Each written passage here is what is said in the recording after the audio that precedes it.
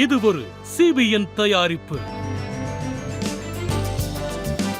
நீங்கள் பார்த்துக் கொண்டிருப்பது ஒரு புதிய வாழ்க்கை நிகழ்ச்சி. வணக்கம் நண்பர்களே, ஒரு புதிய வாழ்க்கை நிகழ்ச்சிக்கு உங்களை அன்புடன் வரவேற்கிறோம். இந்த நிகழ்ச்சியின் மூலமா உங்களை சந்திச்சதுல ரொம்பவே சந்தோஷப்படுறோம்.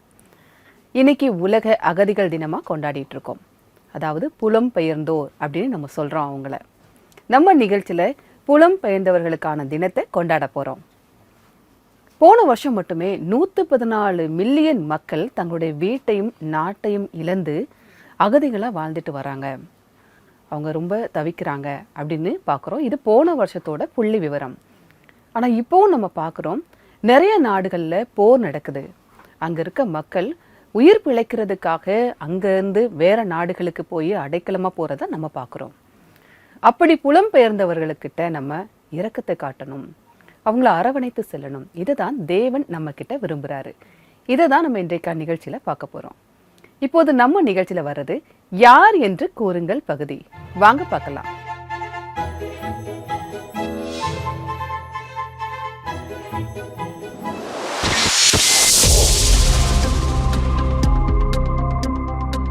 அந்நியர்களுக்கு விருந்தோம்பல் வழங்குவதன் மூலமாக தங்களை அறியாமல் சிலர் யாரை வரவேற்றார்கள்? ஆப்ஷன் ஏ குழந்தைகளை, ஆப்ஷன் பி விலங்குகளை, ஆப்ஷன் சி தேவதூதர்களை, ஆப்ஷன் டி தேவனை. இந்த கேள்விக்கான பதில் உங்களுக்கு தெரிஞ்சிருந்தா எங்களுடைய வாட்ஸ்அப் நம்பருக்கு அனுப்பலாம். எங்களுடைய நம்பர் 9910401010.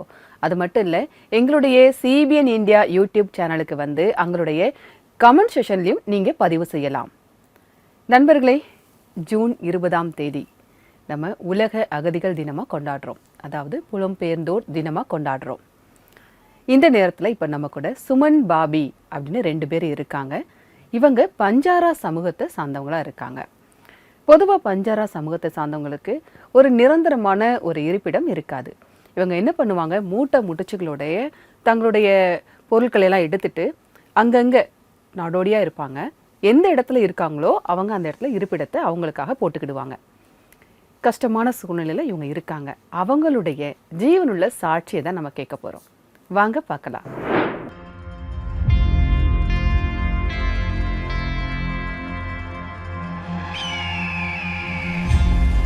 பதினைந்தாம் நூற்றாண்டில் மகாராணா பிரதாப் முகலாயர்களால் தோற்கடிக்கப்பட்ட போது அங்கே வாழ்ந்த மக்கள் மேலும் அங்கே இருக்க வேண்டாம் என்று முடிவு செய்து அங்கிருந்து இன்னொரு இடத்திற்கு புலம்பெயர்ந்து சென்றார்கள்.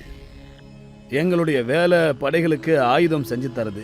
மகாராணாவுடைய படைகளுக்கு நாங்கள் தான் ஈட்டி செஞ்சு தர வேலையை பார்த்துக்கிட்டு இருந்தோம். அங்கேருந்து நாங்கள் கிளம்புனப்ப நாங்கள் அந்த இரும்பு வேலை செய்கிறத விடவே இல்லை. இப்போ வரைக்கும் தலைமுறையாக அதைத்தான் நாங்கள் செஞ்சுக்கிட்டு இருக்கோம். நாங்கள் ஒவ்வொரு இடமும் அலைஞ்சிக்கிட்டு இருந்தோம். எங்களை பார்த்த உடனே தலப்பாக்காரங்க வந்துட்டாங்கன்னு சாப்பாடு பாத்திரம் செஞ்சு விற்கிறவங்க இருப்பாங்க. எங்களை டாண்டியா இரும்பு ஆசாரின்னு சொல்லுவாங்க. எங்களை கடவுள் எப்படி படைச்சாரு, என்ன செஞ்சாரு, எங்களை மற்றவங்க எல்லாம் ஒதுக்கி வைக்கிறாங்கன்னு சொல்லி நான் வருத்தப்படுவேன். ஒட்டக வண்டியை எடுத்துக்கிட்டு இடம் விட்டு இடம், கிராமமாக நாங்கள் போய் எங்கள் வாழ்க்கையை நடத்த ஆரம்பித்தோம். மழை வந்தாலும் வெயில் அடித்தாலும் புயல் வந்தாலும் அதில் தான் நாங்கள் வாழ்ந்தாகணும். போகிறவங்க வர்றவங்க எல்லாம் எங்களை ஒரு மாதிரி உத்து பார்க்கறது ரொம்பவே கஷ்டமாக இருந்துச்சு.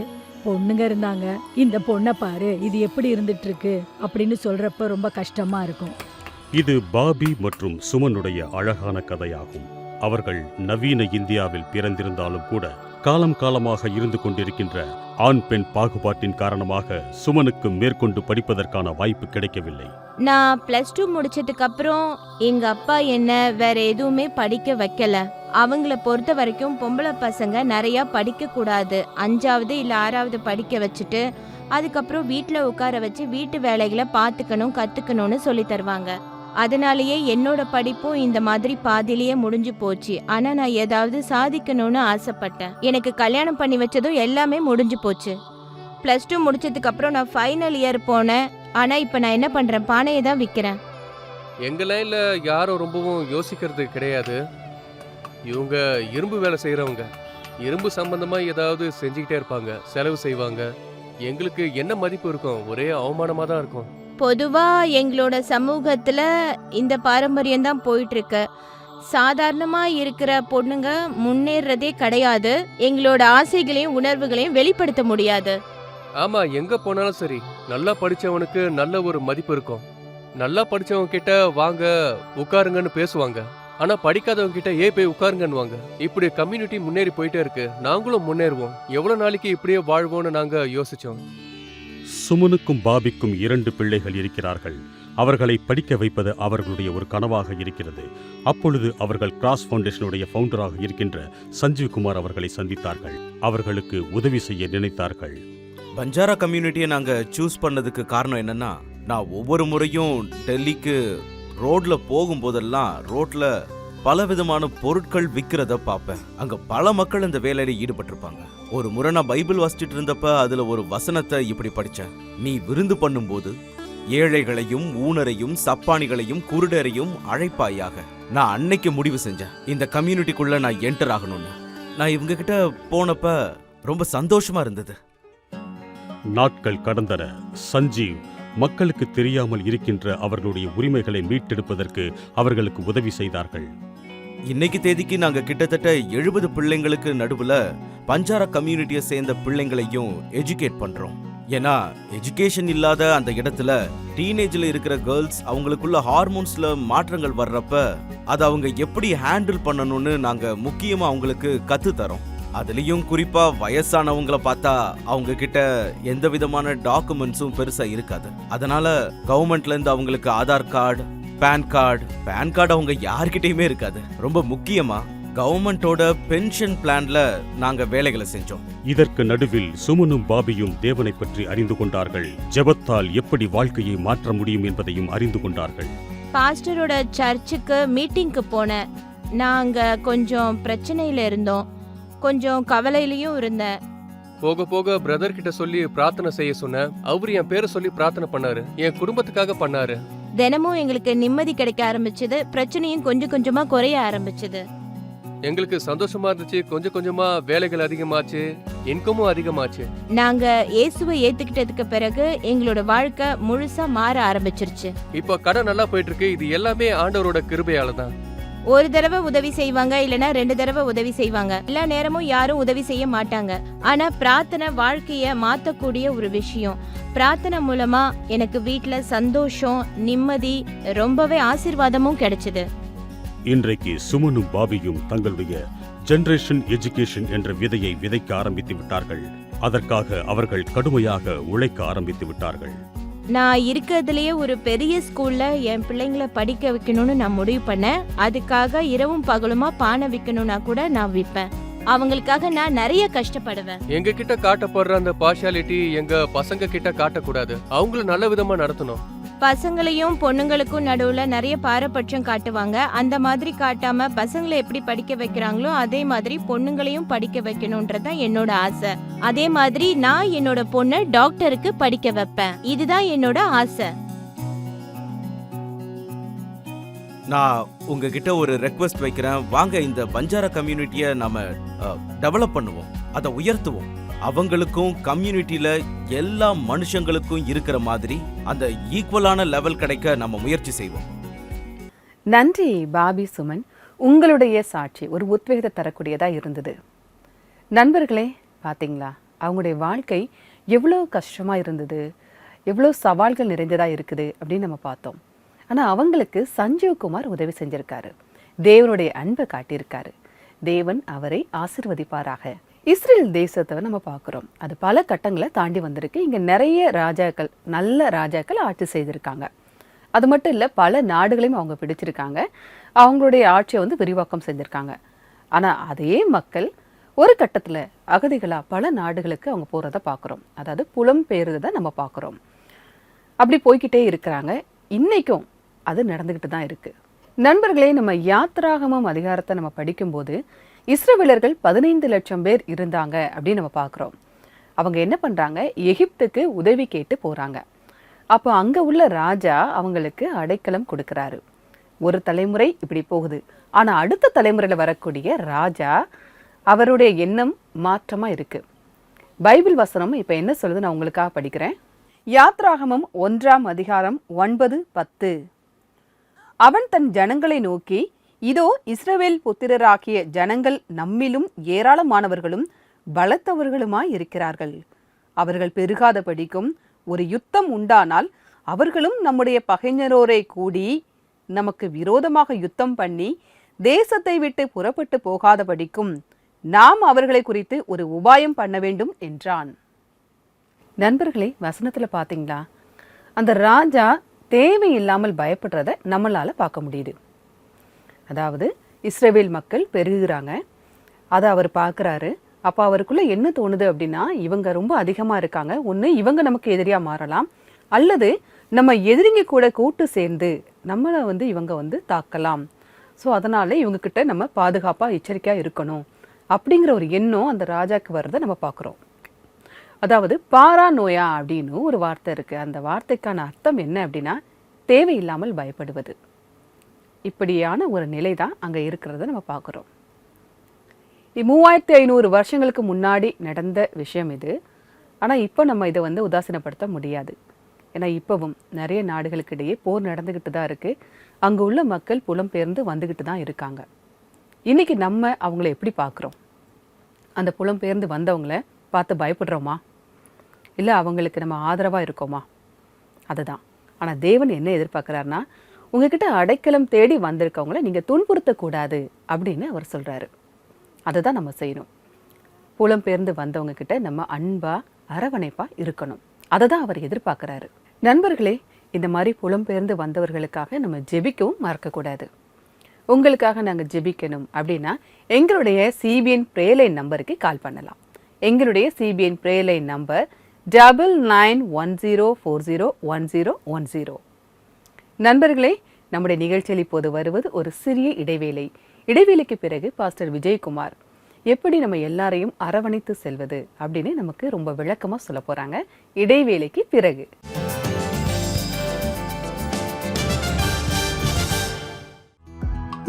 சுதந்திர தின தருவாயில் ஒரு தனித்துவமான பரிசை தாருங்கள். தேசிய சேனலில் நாட்டின் விடுதலையில் பங்காற்றினவர்களின் அல்லது நாட்டினுடைய பாதுகாப்பில் அல்லது அரசாங்க துறைகளில் நாட்டின் வளர்ச்சிக்காக பங்காற்றிய அவர்களின் பெயரில் ஒரு பாடலை தாருங்கள்.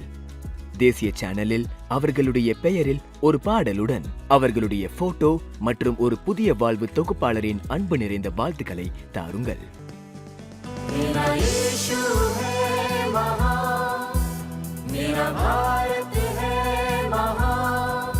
இந்த விசேஷத்தின் சலுகை உங்களுக்காக வெறும் 1947 ரூபாய் மட்டுமே. சுதந்திர தினத்தை கொண்டாட ஒரு அருமையான பரிசு.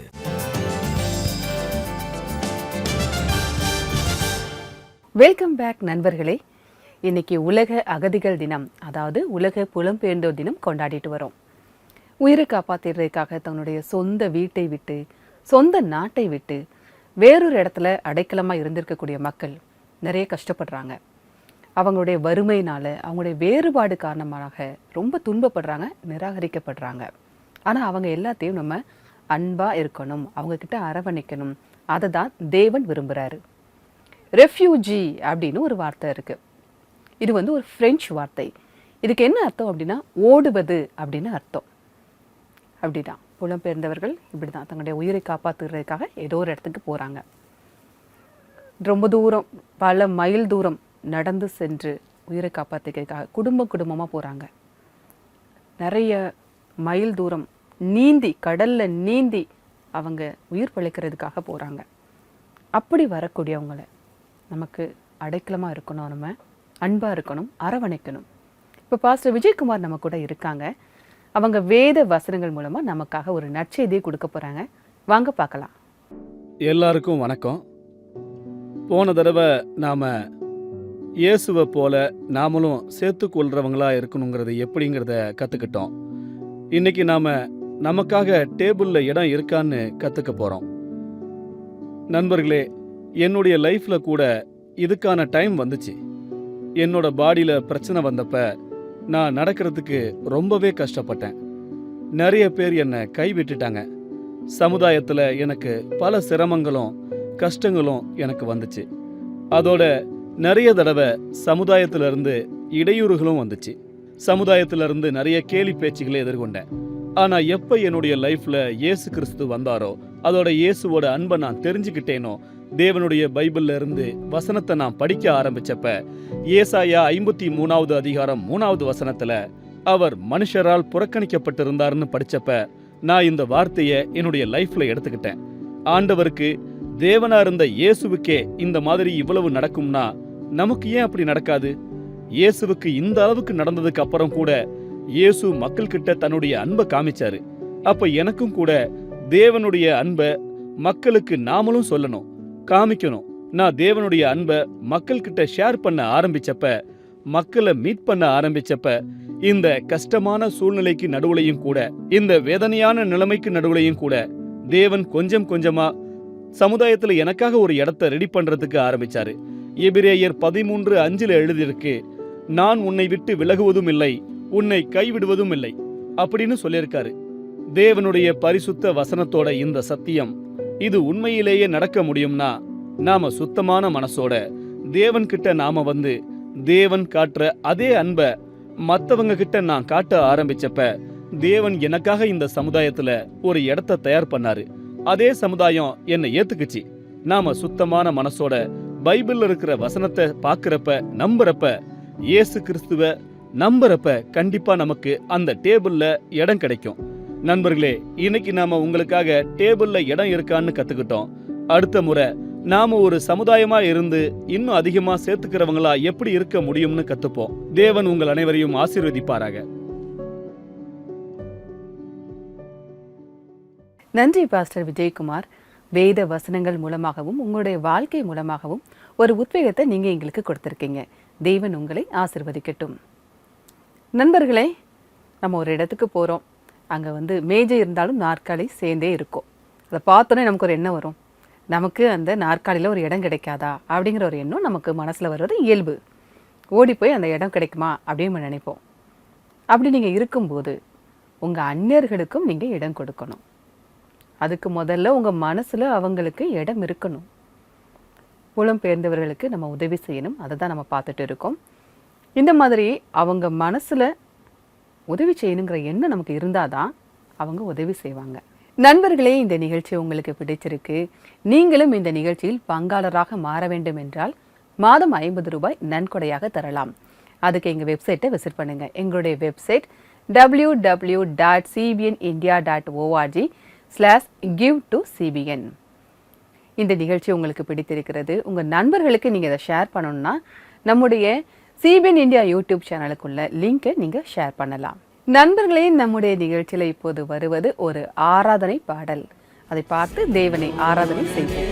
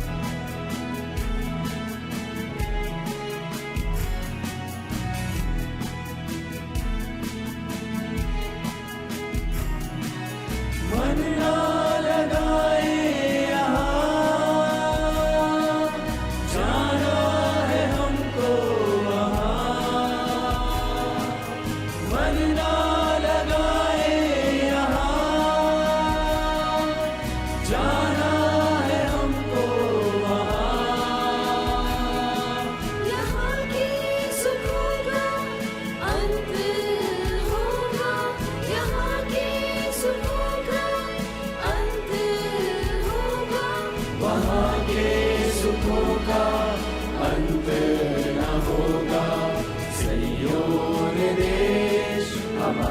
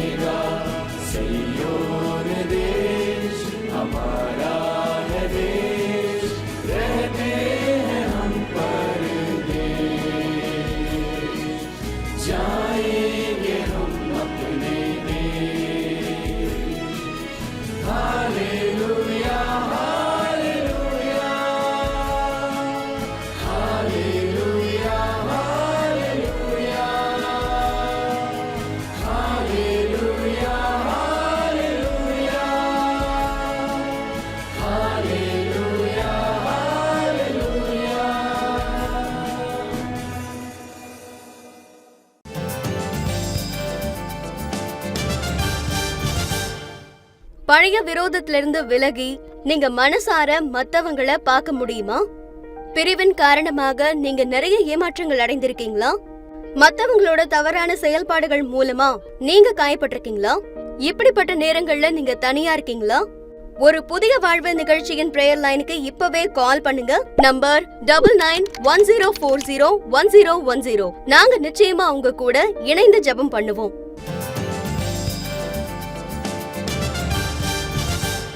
வெல்கம் பேக் நண்பர்களே.